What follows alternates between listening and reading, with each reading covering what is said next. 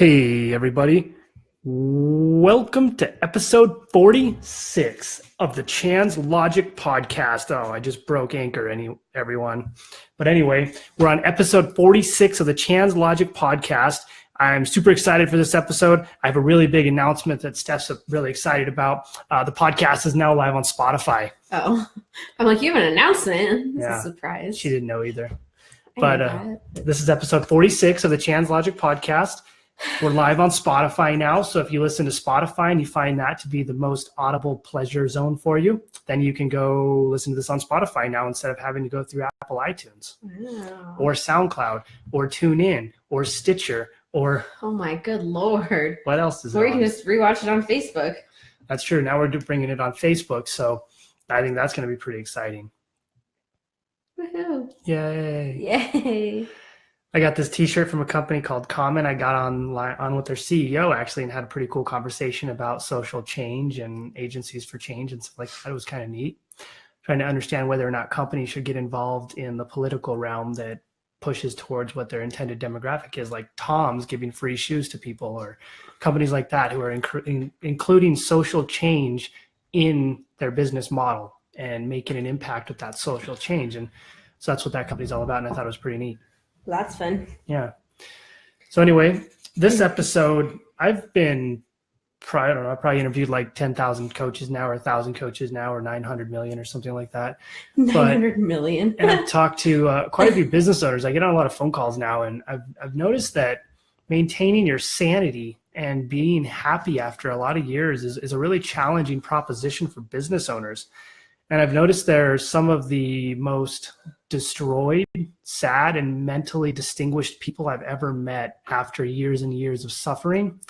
And so I just wanted to do an episode to talk about how you can kind of pull yourself out of that, when it's time to get away from that, and what it looks like to start something that's going to essentially be really good from the beginning, or at least understand how to go there and how to make the best decisions moving forward, because nobody needs that kind of mental anguish that we start to see in people with what this stuff does to them.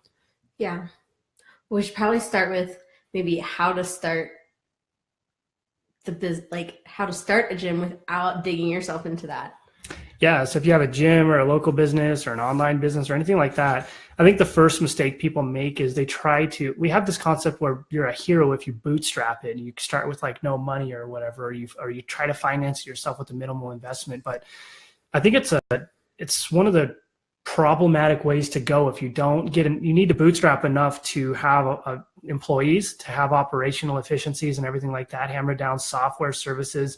You shouldn't be in the position to where you say, oh, we can skimp on this, or, oh, I can do this by myself, because I think the road to being unhappy and miserable starts with trying to do this by yourself and thinking you're going to do one of two things: pay yourself later, which is a huge problem. And the second thing is you think you're going to hire later versus hire now. So I think when you start, you make a business plan that you're probably going to ignore down the road, but your business plan just needs to be a guideline and a direction for what you're going to be looking at in the future. And it needs to include what the business is, what the specific niche is, what the marketing strategy of the business is, what the operational costs are. And your costs need to include not just operating the business, not just the products, not just the services. You need to put down the variable cost, all the costs associated with marketing, how that's going to change, what you're going to do. It needs to include the cost of each employee. And you need to understand how many hours in the day you're willing to put into this. And then you need to map out what you're good at and what you're not good at, and create a staff of need from that. So you can say, okay, this is what I'm going to do. This is what I'm capable of. And this is how I need to focus on the business. And this is who I need to hire to actually execute on the strategies that I create and develop. Because if you try to do it all on your own and you have no money at the start, it's a recipe for burnout, disaster, and mental anguish. Yeah, definitely. You need to get a team built from the get-go. That was, at least, for us, we had each other to kind of depend on and, dig each other out when one of us couldn't do something or whatever. But definitely having, to try and do everything by yourself, that's just a nightmare. It sounds all good and dandy and great, like, yeah, I'm my own boss and I do what I want. And that's bad mentality to have from the get-go. Exactly. Because if you have that mentality, I'm my own boss and make my own hours, I can do everything, I can hire later and pay myself later, it's never going to happen. No. You're going to set yourself up with an unscalable asset that is just a miserable job in a dungeon you go to every day. And more often than not, we start these things because it's a passion we have and it's a passion we want to pursue. And for the gym industry for example, I know so many people who are amazing coaches, who are amazing athletes, who are amazing people inside gyms. But then they get into this kind of thing where they start their business out of their passion and they didn't understand the efficiencies and the costs and the variables associated with it and all the different people that they needed to hire and bring up. And then that all falls apart. They lose friends, people come and go. And by the end of it, they're hardened, battle wounded soldiers. And so I think we need to make sure that we understand what we're getting into when we start these businesses. And I hesitate to say this, but in the functional fitness world, nobody talks about how hurtful it is and how mentally problematic it becomes and how much damage it does to your psyche, because you might get the hammer thrown down on you by the organizations that are above everything, that think everything's all sunshine and gumdrops. But you really need to understand what you're getting into, and you really need to understand when it's time to get out. Definitely. Yeah. Definitely. Yeah. I mean, I agree. It's something that, like you said, you get into it because it's something you love. You want to help people. And then, I mean, the fitness industry, people come and they go, and you get really great clients that stick around forever. You get the clients that are, touch and go. They come, they go. And then, you get the people who are like, well, I'm just here to try it and I don't really care about my health. And then they're there every once in a blue moon. And, sometimes it's disheartening because it's well, what did I do wrong when they do finally leave or something? But yeah, it's just, people don't value their health enough to be this is something I need to, stick with all the time. And then those of us who are doing it out of love for helping people and seeing people improve from, injuries or just losing weight or, living a better life. It just makes us feel wow, we failed, so it does. After a few years, it's it's going to happen time and time again. And you just it happens, few times every year. And it's well, there goes another one. And it gets to the point where it's you just don't have feelings for it anymore when it's happened so many times. But that's something too that you have to learn to just cope with and not take it personally, because it's nothing you can control. So. Yeah, it's the same thing with staff. When you start this, it's a highly relationship-driven industry. So we find that we bring in, you have the best intentions in the world of helping everybody. And then if you only focus on starting it yourself and running everything and hopefully bringing people in later, you're going to have people come and go. You're going to lose a lot of friends. You're going to lose a lot of people who you cared about in the beginning. And you're going to lose a lot of relationships. So if you don't set yourself up in the mindset at the beginning that, yes, this is highly relationship driven, and yes, I do care about the people I'm working with, but this is the business I own, and this is the structure, and these are the boundaries I've set to make sure that I don't get emotionally involved or emotionally drained from this thing, then I think you set yourself up for success, because you start to get into the mindset of, I'm the leader, the boss, the guy who's running everything. I have my employees who are under me. Yes, we're friendly and fun and all that, but that's kind of where it ends. We can have a great work culture and great environment and stuff like that, but you just don't get too emotionally involved and attached in that. And the same thing with the people you work with. You're going to get really close to your clients and really excited about them, and then they're going to come and go, and you're going to retain some forever. You're going to lose a lot over time, or you're going to lose a little bit over time. Everybody has a different churn level, but you need to get out of the mindset to where it emotionally hurts you when those people come and go, in terms of both sides. And if you're not running a gym, if you're running a local business or any sort of business, this thing's going to happen anyway. So you need to put yourself in the mindset that it's a business. It's all business is relationship driven, but I need to make sure that I don't emotionally drain myself when I'm trying to build this thing up. And I need to make sure that I don't push myself too thin. I need to put myself in a position to where I can run this thing. I have the financial resources to run this thing, and I have the people underneath me who can run this thing as well. And I'm not just trying to pay myself later, and I'm trying to hire later. I'm starting off right. I'm starting off with the adequate funds to make this thing work. If you think you're going to pay yourself later, that's a huge mistake. But you need to make sure, and people think debt is this bad word, or it's this impossible thing to get. It's easy to get loans. It's easy to get investors. It's easy to get co-founders to jump in with you. You just, with partners, just be careful, because that's a whole nother ball game. But if you find investors, now you need to say, okay, do I want the support from these guys from a higher level and the money from these guys to help me drive my business? And is the potential of being cut out of it eventually okay with me? Do I have an exit strategy planned out? If you're an entrepreneur, you always have an exit strategy. The thing isn't going to be something you do for life. But if it's a local business and you're invested in it and you really love it, you're probably going to do it forever. So those are two things to think about. And then there's loans. There's small business loans. There's bank loans. There's all of these things you can take out. And the way you finance growth is with money. And so you need to have money to reallocate and reinvest back in that growth, or you're going to end up in a stagnant cycle of business where you sit there for 5, 6, 7 years and you don't grow, you don't do anything, or you hit the traditional 5-year mark and you shut down, just like most small businesses do, because they couldn't make that grind. And so don't think about money and loans as the enemy. Think about money and loans as an investment to drive your business forward, to push into the avenues that you need to build and grow to where you want to grow. You have development cycles where you're building out and you're building the infrastructure and the people and all the stuff you need. And then you have growth cycles where you're trying to grow the business rapidly and you're trying to take it to the next level. And then you're taking what you make and you're reinvesting it back into development. Then the development allows you to reinvest into growth. And you just go in these cycles over time. But if you don't do this and you don't set yourself up at the beginning to have those cycles and have the financial resources to make those cycles, you're going to set yourself up for failure. That was a lot of words. I'm not sure you breathed at all. I don't breathe much. You should have heard the last podcast. It was 20 minutes without a breath. I did hear that. Anybody who listens to this in 2 times is brave. 2 times speed. Won't catch everything. Yeah. But yeah, no, I agree. Going back to, with like staff and especially with like small businesses where it's only like a handful of you. There's 5, 6 of you, and you guys are literally together all day, every day, going through the motions, running whatever your business is, making sure everything's working for the day.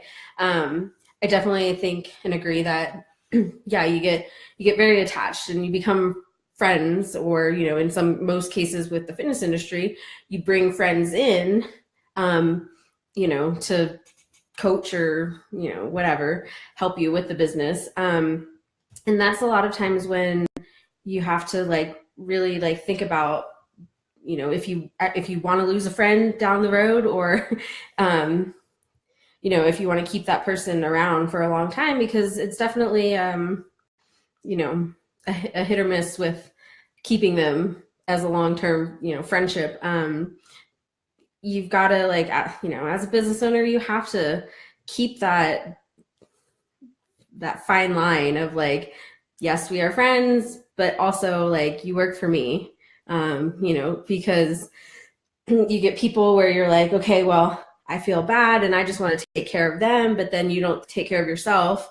And then it just becomes a whole nightmare, because then not only does it put you in a bad situation as far as your friendship, but it's going to put you in a bad situation as the business owner, because, if things start going, downhill, or you have to start a lot of us as owners, you want to be able to build the business up enough and have a staff that you can take little steps back off the floor, and work, focus more on the business and that kind of thing.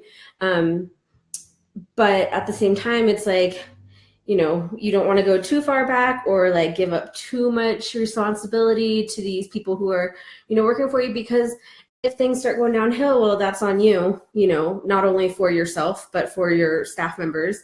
And then it puts everybody just in a bad situation where okay, got to figure this all out again. It's starting over almost.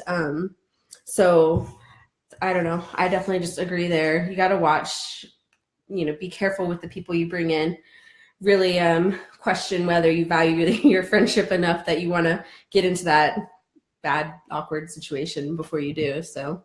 Yeah, exactly. It's a good point. If you hire friends, be ready to lose those friends. If something goes wrong down the road, or something doesn't make sense, or whatever happens down the road, it's just a part of employing people and hiring people. Not everybody's always happy and good to go at the end. Some people are, but it changes the dynamic of your relationship with people. So if you're going to hire people, I always recommend put your application and all the info you need on Career Builder, Craigslist, Facebook jobs, LinkedIn, all those things, and do some interviews and really get to know people before you bring them in, and really get to understand who they are and what they look for and all that stuff. And look to your friends last. Don't bring them in first, because it'll change the dynamic of your relationship. And one thing I want to start doing on these podcasts a lot, because it's so not okay for whatever reason to talk about the emotional anguish that happens in running a business with small business owners and micro business owners, especially, that when they bring it out, it's this big, it's a hoopla, and it's sometimes they get attacked by other people, or sometimes people are super supportive for them. And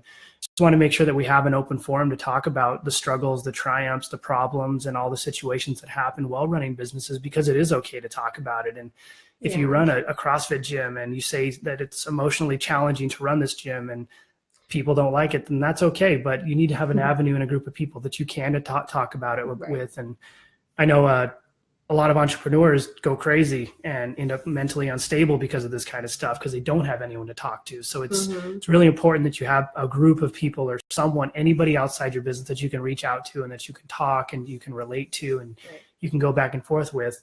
Steph and I are lucky that we have each other. We have all the people in the Mad Lab group who are amazing, and all the people at Out of the Cave who are amazing to talk to. But you have to make sure that you can talk to people and that you have the capabilities, because your mental health is at stake, and it will wear you down, and it will turn you into a different person, and it'll put you in a dark place. That's true. Chan doesn't have feelings. No, I lost those during the war. Well, Chan doesn't have feelings as it is, but especially when like we're having tough days at the gym or, you know, with any of the businesses, I'm like, wow, Chan really doesn't even have a heart right now. No heart, no soul. But that's what happens, you know? You definitely lose those feelings and you're just like emotionless. You're like, it's normal. It happens. Yeah, that's what I'm over it, you know, that kind of thing. But you don't want to be in that situation. You don't want to be to the point where you're just like, whatever, don't care. Yeah, I've learned to understand empathy. Like you understand what people are feeling and how to react off their feelings, but also to be a stone cold killer. No feelings displayed. When you're in business, laser focus. That's it. Things go wrong, things go right. Doesn't matter. Move on, shift gears, move forward, go, done. That's true. If it's a video game, it's like a cheat code, X, Y, A, B, upside down, C. And then there's me who keeps failing at the same spot and has to redo it. Yeah. And then Steph expresses her emotions. Yeah. And I tell her, it's fine. We'll just shift gears and figure it out. That's true. And then I'm like, oh, okay. Yeah. And then we do it. But that's good collaboration. It's good working back and forth. And it's good. It's probably one of the better business mindsets to be in. Understand what people are doing, have empathy for these people, and understand what they're going to do before they do it. Really work towards their empathy and really make sure you take care of them. But at the same time, make sure that you're in the position to where you're ready to shift gears and move out of the way if you need to. You're ready to turn around and adjust things, and you keep your emotions out of it. Because if you get too emotional in it, you can't run an effective program or business, and you can't make effective decisions. And that's why I call myself a stone cold killer, because if I get really emotional, then something probably went really wrong. And so I can always step back and have a bird's eye view and really adjust and modify and switch and move around. And it's really hard to do that, though. Most of us are so emotional that we immediately react and we immediately adjust and we immediately have to do something. But if you take a second to think about it, yeah.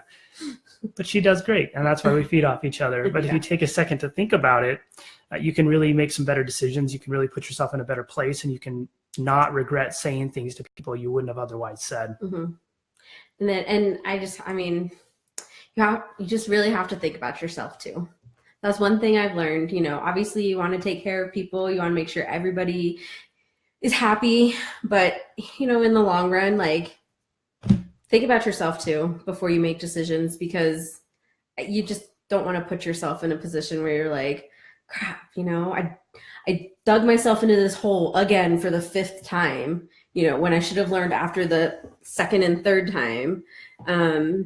You know, you don't want to keep putting yourself in that position where you look back and you're like, I should have learned my lesson before. I don't know why I did it again. You know, just make sure you're looking after yourself too. Exactly. I always talk about focus on you first, and that's 100%. If you're making a decision and it's going to affect you in any way, especially like emotionally or mentally, you need to make sure that what you're doing is going to impact you minimal or not at all, and it's going to put you in a good place, then you make the decisions to make everyone else happy. Because ultimately, if you're not happy, there's no way you should ever be able to expect to make other people happy, because all you're doing is walking in with a fake smile on your face. That's very true. And you'll learn too that when you don't think about yourself, first, and you're trying to take care of everybody else, in the long run, you usually get pooped on. Yeah, and you're miserable, and you don't want to be a miserable person. Yep. And that's pretty much it. So we this is something that we've seen a lot, and we've been thinking about a lot lately. And I've seen some really good people become really sad and get into really tough spots until they pull themselves out. And so I want to make sure that there's at least someone out there talking about it. And then there's an open forum that allows people to express how they're feeling. And if anyone's listening to this and you're in these positions, shoot me a message on my Chan's Logic Messenger page, and we'll go back and forth. Or if anybody's interested, we can even start like a Facebook group around this kind of stuff. It's just a vent. It's like PTSD around business ownership for a lot of people, and small local businesses. And all they really need is a mentor or someone to talk to help them pull out of this mindset and understand what the direction is. And sometimes the direction is shifting gears, moving strategy, and winning. And sometimes the direction is shifting gears, adjusting strategy, and getting out of the business and winning. Because you're either going to win in business, or you're going to win in life, or you're going to win in both. But you need to make sure you're making an effective decision to where you're in the best possible position for you. Yeah, totally agree. Yeah, and that's all she wrote. Smack. Steph hates it when I say that. Anyway, we're doing pretty well. We have the gym, we have Mad Lab and Out of the Cave and all this stuff. We're traveling a lot. Steph's pregnant, if anyone didn't know. So we have a whole little pooping, eating machine that's going to come out and consume all of our time in a little bit. Yep, we got 4 months left. Yeah, so it'll be pretty cray. Smack again. She hates it when I say that. All right, you guys, that's all we got for today. If you have questions about this episode, or if you want to express your thoughts and feelings and you need someone to talk to, shoot me an email, chandler@stoneagefuel.com, or shoot me a Facebook message and we'll go back and forth. And that's it. Let me know what you guys think, what your thoughts are. I think this is a really important episode. And that's it. Say bye, Steph. Bye, Steph. Did you say bye, Steph? Bye. See ya.